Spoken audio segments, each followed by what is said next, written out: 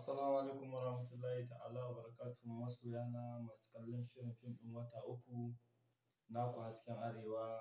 To ina mai sanar da ku akan wannan shiri da cewar muna ƙoƙarin ɗora episode na 28 to ba mu samu mun ɗora ba, kuma ga hard drive ɗinmu ya kulle ba damar da za mu ɗora, amma muna ƙoƙarin yin recovery.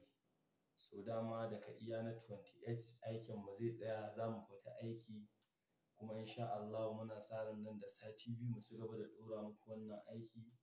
Ina mai baku haƙuri kuma ina godiya ta da bibiya ta da kuke yi a cikin wannan shiri.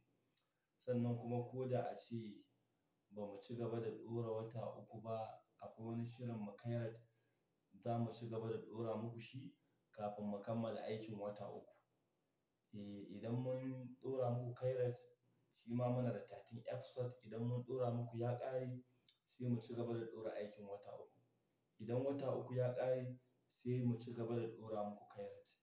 Haka za mu ci gaba da yi a cikin wannan tashar insha Allahu, kuma ina fatan za ku ba mu haɗin kai kamar yadda ake ba mu da kuma ci gaba da bibiyar mu insha Allahu.